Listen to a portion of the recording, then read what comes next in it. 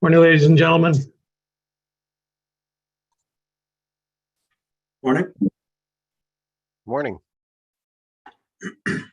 I am seeing we have all members of the Election Compliance Audit Committee. Does that sound about right, staff? Nobody's going to tell me? Okay. Rick, we do, I believe, have all members present, and we are live streaming to our YouTube channel just for the awareness of the ECAC members. All of the public meetings of the ECAC are live streamed, so I believe we will be good to go whenever you are, Mr. Clerk. I am good to go, and I will call the first meeting of the Election Compliance Audit Committee for this term of council to order. And what I am seeking is the consent of the committee to move first to item 5.1 on your agenda, which should be the election of a chair and vice chair. With the committee's consent, we'll go there first so we can get a chair in place. And then I would like to cede the meeting over to the new chair to have the election of the vice chair. Do I have the committee's consent to move in that direction? Yes. Seeing everyone nodding their heads, I'll take that as unanimous. So thank you very much. So what I would like to do now is just read through the process that we have with regards to having a chair elected in this process. If there is only one member who is putting their name forward for a position, the sole nominee would, of course, be acclaimed, and we would move off in that direction. Otherwise, the committee will have to vote on who their chair is going to be. So we will now open the floor for nominations for the committee of chair, the Election Compliance Audit Committee.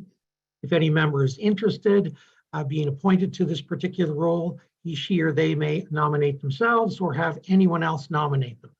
So with that in mind, committee members, I am allowing nominations to the floor now. Are there any nominations for chair of the Election Compliance Audit Committee?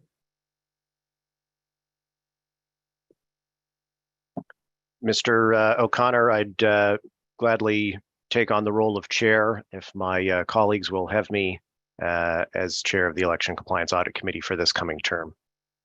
All right, Mr. Cullen, thank you very much. You are the nominee. I'm going to ask twice more. Are there any additional nominees for the position of chair of the Election Compliance Audit Committee?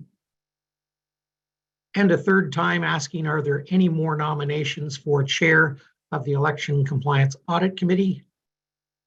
Seeing none, I believe that Mr. Cullen is now the acclaimed chair of the Election Compliance Audit Committee. Chair Cullen, I turn the meeting over to you to do the vice chair, or if you like, I can go through the same process again and secure you a vice chair. I'm in your hands, Chair.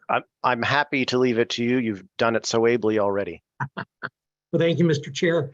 And the members of the committee, I will then ask that nominations are now open for the vice chair, the position of vice chair of the Election Compliance Audit Committee. I'm accepting nominations on behalf of the chair at this time.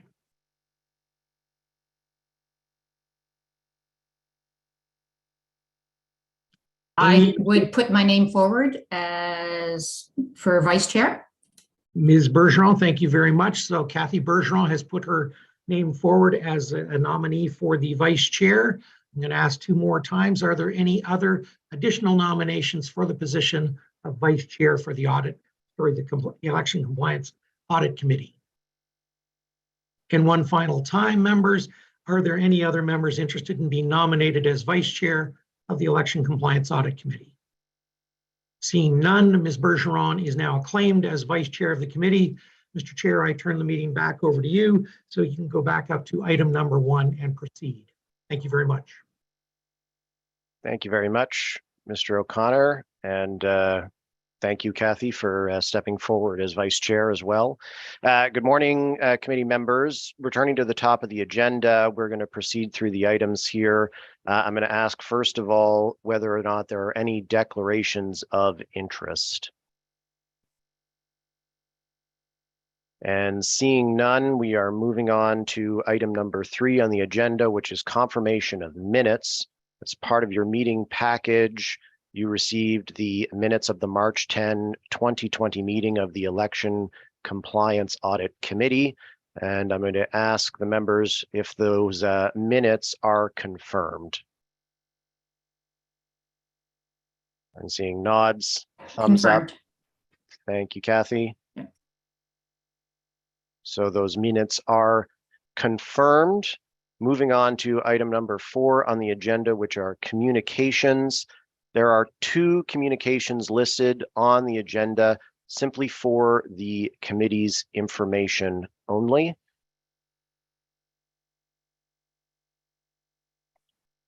And so we will move at this time to item number 5.2, which deal with the terms of reference for the Election Compliance Audit Committee.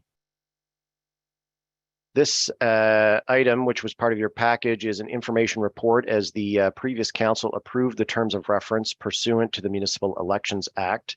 Do any of the members have questions or wish to discuss this report? Seeing none, I'd ask the committee, is the report received? Received. Received. Thank you all. Moving to item 5.3, the Election Compliance Audit Committee Rules of Procedure. This next item is the approval of our committee's rules of procedure. The rules of procedure have been established by the city clerk pursuant to the Municipal Elections Act. They are now being submitted to committee to be received and confirmed. Do any of the members have questions or comments on the rules of procedure?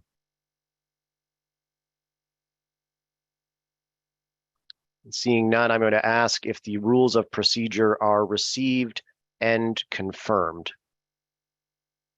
Confirmed. Received. Confirmed. Thank you all. Those are received and confirmed. Moving to item number 6, notices of motion for consideration at a subsequent meeting. Are there any notices of motion? And seeing none, I'm going to move to item number 7 on the agenda, inquiries. Are there any inquiries?